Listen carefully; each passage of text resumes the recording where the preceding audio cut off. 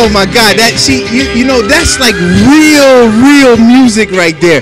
What you just heard right there, that's the incomparable Patti LaBelle. And you know, that's kind of like that smooth, soulful Philadelphia sound made popular by Gamble and Huff. And you know, we got one of the baton carriers of the Philadelphia sound that's on the line with us right now. We've been talking about him all night. I believe we have him on the line right now. Big brother Carvin, are you on the phone, sir? Yes, sir. How's it going? Man, by God's grace and mercy, it's all going all right. How about on your end? Oh, man, I'm blessed on this side, man. Nothing to complain about. Good. Look, man, let's just get right into the ratchet, brother. What is ratchet? Ratchet is that thing that, it's that detestable thing. It's that thing that right now the kids think is cool, but it's actually disrespectful. It's lawless. That's what ratchet is. It's lawless. Right. You said lawless. Lawless, yep. Wow. That is a great way to describe it, because I'm telling you, I was riding in my car just last week, 8 o'clock in the morning, and I said, let me turn on the Ricky Smiley let me turn on the Breakfast Club and see what's happening, right? And man, they were playing this song, and the song was hot. It was what's the guy, Brandy's brother, Ray J, featuring Migos. Carvin, okay. The song was hot. And I'm listening to it, I was like, whoa, Ray J coming with. And then I said, whoop, Faisal, you better stop it. Listen close to the lyrics. And the lyrics, 8 o'clock in the morning, I got her legs open like a cash register. Wow. The song is called ATM. Wow. 8 o'clock in the morning. Is that, so I'm assuming that what I felt that morning is what you've been feeling and what has led you to this moment in Rage Against the Ratchet. Yes or no? Absolutely correct. That's exactly what I'm talking about. Because, you know, you just said it. You were on your way to work. Think about every parent that's on their way to work. And I remember when I was a kid, my mom would have the radio playing in the morning. She'll have my cereal or whatever it was I was eating breakfast that morning. She would put my coat on and sit me on the edge of the bed and wait for her to finish getting dressed and ready so she could take me to school. Now, I would have heard almost from, you thinking from 7 o'clock or 6 o'clock to about 7:30, 8-ish to get me to school on time. Right. That, I would have been listening to nothing but that. Yeah. Or if you're on that school bus. Oh, yeah, definitely on a school bus. That's the number one culprit right now. Parents who are trying to keep their kids away from it. The bus driver's playing his music on the school bus. Yes, that is so serious right there. Now, being one of the architects, man, of contemporary R&B and even hip-hop music for, I guess, you know, maybe you're one of the more successful producers of the past, let's say 10 years, 15 years, right?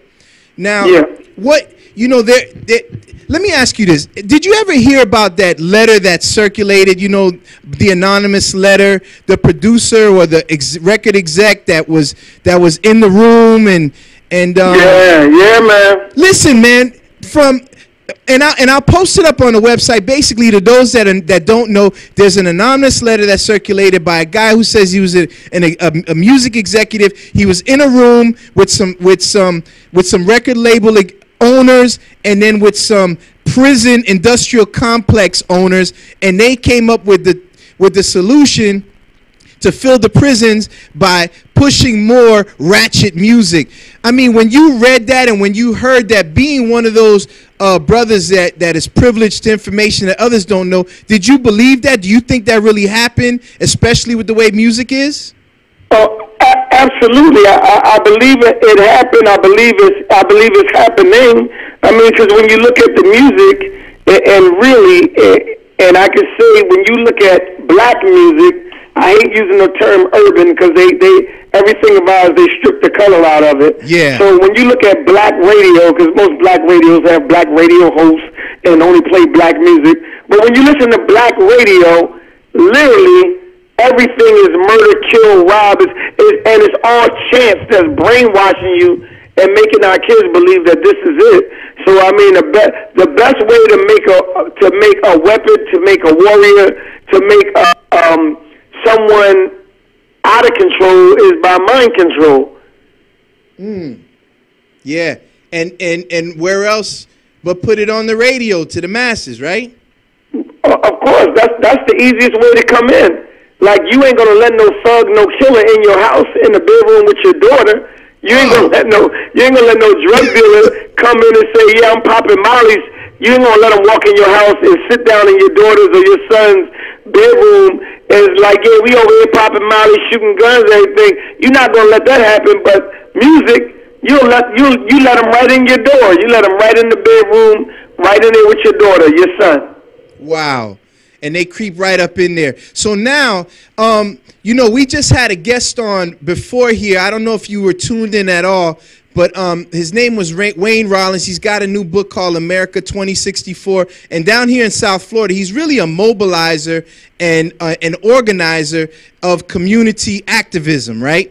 And so right now with the Rage Against the Ratchet movement, and let me go on record tonight to say that, yo, we're official, like, I can't speak for the head because I don't run the station, but me myself, I'm an official Rage Against the Ratchet. And when you send out the membership cards, just let me know where I gotta, you know, send my application. All right, brother?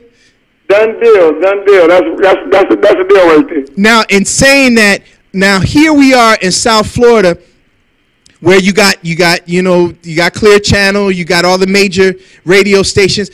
How do you begin to mobilize in your area if you want to be part of Rage Against the Ratchet and bring that here into your city? What can viewers do in order to do that? Well, you know, it only takes a faithful few to stand up and say, yo, we're not taking this anymore.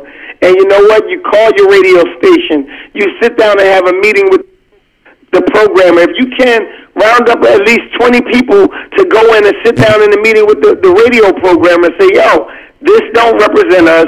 We're not happy with you calling us bees and hoes. My mother, daughter, or grandmother is not none of those things. So we're not happy with you calling us that. We're not happy with you calling us the N-word and what you're portraying us as. We don't agree. Just go to your local radio station and complain, really, and continue to complain until they hear you. Right. You can go there, you can call there, you can email them, you can go on their website and do the same thing, you know. But it just takes a faithful few, and people must know, though Clear Channel, Radio 1, whatever, they look like a juggernaut, and it look like something you can't take down, a giant you can't take down. But trust me, the best way to eat an elephant is one bite at a time. Right. So all you got to do is keep pushing one bite at a time, and eventually they're going to have to give in. Absolutely. And, you know, let's rewind a little bit, man, and go back into your career from when you first started. And I likened you and Karma Productions to Gamble and Huff, and I wasn't saying it lightly. I mean, very literally. You Philadelphia, you're like the baton carrier for that, man. What's music feeling like to you these days? Well, you know, what's funny is that Gamble and Huff actually said to my partner and I think it's in a Billboard magazine a couple years ago, that Carvin and Ivan is the new Gamble and Huff of Philadelphia. Wow. But when I look at music nowadays, man, I just like the thing that made me fall in love with music, I don't love it the way I used to. Like that sincerity, that honesty, that integrity, that thing that made you feel better about yourself, that thing that made you feel like you wanted to be, you were proud to be black, that thing that gave you a feeling of self-esteem and power, it's all gone now. Now it's like, yo, be the best drug addict, murderer, stripper, pimp, whore, be N-word that you could possibly be, that's not us. Right, right. Well, I know that because you feel that way and because you're in a real strategic position to get some other voices out there, that you probably got something in the laboratory you're working on. You want to share with us? Of course, you always create music, man. That's my life. This is what I love to do, create music.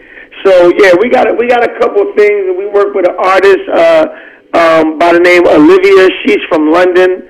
A dope artist, an artist by the name of Bria Marie, who's out of Columbia, Maryland. We work with a gospel artist. We're actually working with 2 gospel artists as well, and we're working with the 3 Degrees, that old back in the day group. We work with them and Kathy Sledge, and so we're doing a lot of new and a lot of old, just trying to bring back some good music, that music that make you feel good. And who you vibing on right now? I know I just seen that Kim just released a new album like last week. I didn't know about it, and I started listening to it yesterday. That's me. But who are you vibing to? Turn us on to some new tunes. I'm a little bit all over the place, man. I go from listening to gospel, then of course I got to listen to the oldies, because that's that music that means something. And then of course, Lettucey. We worked on that project. I listen to a little Lettucey. Yeah. Raheem DeVaughn every once in a while when he ain't crazy. He's gonna be here. Michelle.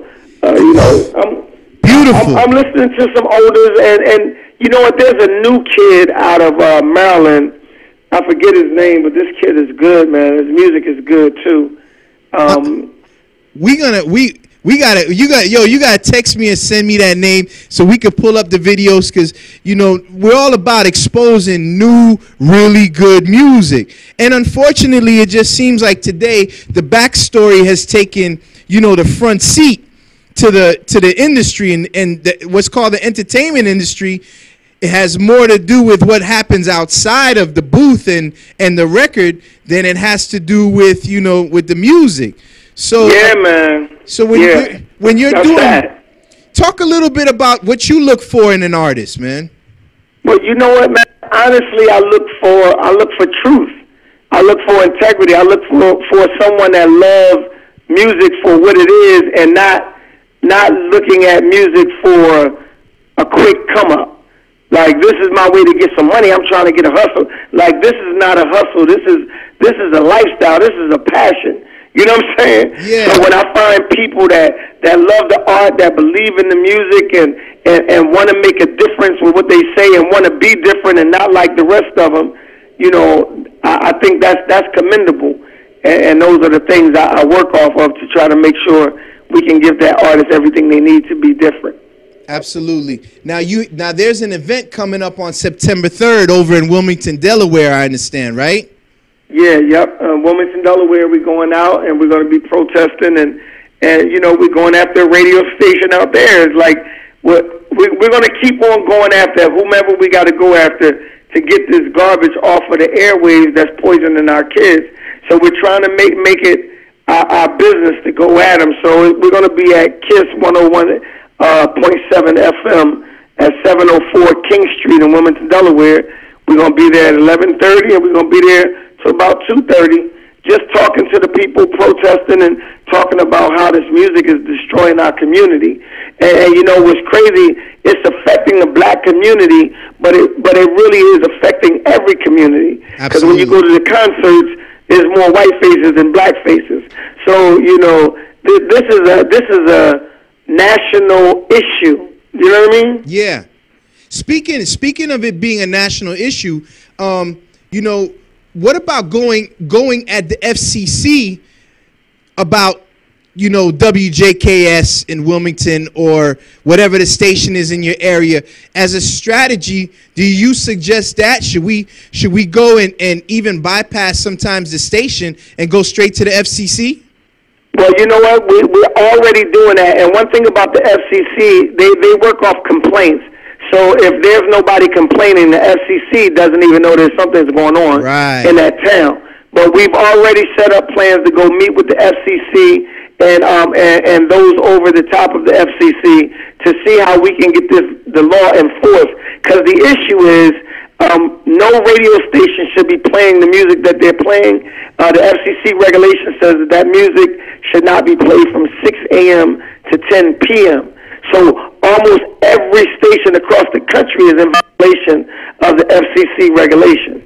Wow. That's already on the books. Yeah. So we're just going in to speak on enforcing that law and making it prevalent and making it stand. You know what I mean? Yeah. And most of these radio stations know that they're doing it, but they know that no one's complaining, so the FCC won't consider that as a violation of the regulation. Because nobody's saying that. Well, you know, we're broadcasting live from out of Miami, Florida, man, home of the 2 Live crew. Like, I grew up, I remember when, and that was one of the things we talked about a little earlier, was the turning point in the music business when 2 Live crew made it all the way to the Supreme Court and had the right to be as nasty as they want to be. Right. So right now, as we're looking, you know, in the organization and Nicki Minaj, you know, with the Anaconda song that's on the radio, Becky pulling panties to the side, like these things are so flagrant. Yeah. Now, if we complain, right, from your experience, what is it that you know, we just call and say, I don't like this song? What do? What you do is you take the time that the song was played, you title it, make sure you have the title of the song, you take and write down the lyric or type up the lyric and put it all in an email and send it to the FCC. This radio station at this time played this record, and we're not standing for that. And here's the funny thing, I don't, you know, Luke was the man back when I was growing up. Yeah. You know what I'm saying? Yeah. Uncle Luke was just who he was. And so was every other recording artist. And to be honest, make what you want to make. I don't care about that. What I care about is the same way, you know, they make porno, and that's what they do with their porno, whatever. I would have a problem if at 6 a.m. on ABC or NBC or CBS they had a porno on TV. Or at 3 o'clock in the afternoon when kids are coming home from school, they're playing a porno on television. I got a problem with that because you're exposing kids to something that they're not prepared mentally. They don't have the mental capacity to even take that in and process it in a proper way to know how to use it and how not to use it. So I'm not mad at the creation. I'm just mad at you playing it for children. Yeah. And I would assume that once the calls start coming in, then the radio station's license is beginning to call into question, right?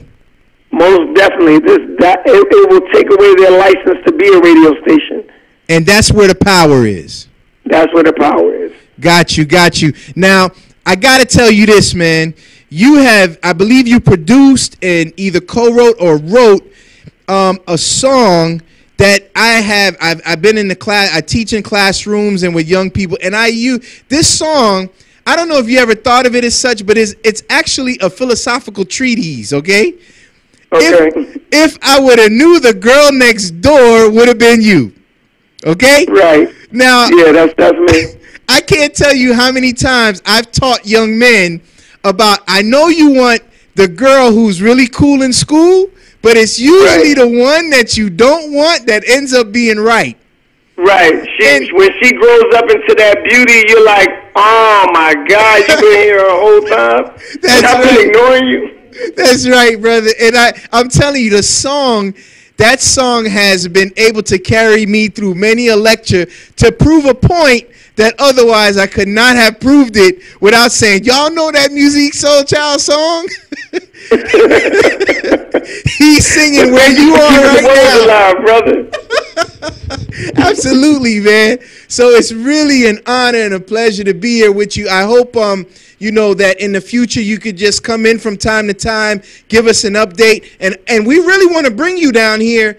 And I don't know what it's going to take. We'll talk. And big up to Miss Duncan, man, who helped us so much to make this happen. Business. She's been so patient with us, and, you know, we had some technical difficulties. But, Miss Duncan, big up. We salute you for helping to make this interview happen. And Carvin, as we go on in the future, man, we, you know, periodically just check in, and we'll check in with you so that we could do what we can on this side to keep the momentum building, because everything in war is about momentum, you know? Yes, sir. I'll make sure I keep you updated on everything that's happening. And if people want to know what's going on, they can go right to the website www.rageagainsttheratchet.com. And every move we make, we post it. Every hurdle we jump, we're gonna post it. Every wall we knock down, we're gonna post it. And when I tell you, there's something so powerful working that I can't talk about yet. but man, oh man, it's gonna shake the whole world up. Well, you know, I learned about Rage Against the Ratchet through Chuck D. And oh wow, that's my man. Yeah, and so and Chuck has been a guest on the show many a time. You know, well, I'm saying many, at least 3 times. He's come here. He's part of the family here. You know what I mean? But when I saw that, and then I did the research, and come to find out, I was like, wow, this internet and this ability to network it, we can really do some major things in terms of changing the tide in the ratchetness in the world, man. So I salute you, and we salute you on this end, man, for the work that you do. And you got anything you want to leave with the people, man, before we bounce out of here? Well, you know, all I want to say is, man, before you find yourself nodding to a beat and being hypnotized by the rhythm, stop for a second and listen to the words and ask yourself, is it teaching me something? Because there's a message in every record. You just got to figure out what you're being taught. And then once you figure out what you're being taught, ask yourself, is this something that I'm ready to learn? And also, do I want my children or anybody else's children to be learning this lesson that's being taught in this record, man? And again, I thank you very much for having me, and I look forward to being a part of this family. So I'm on board. You just let me know when you need me, and I'm there.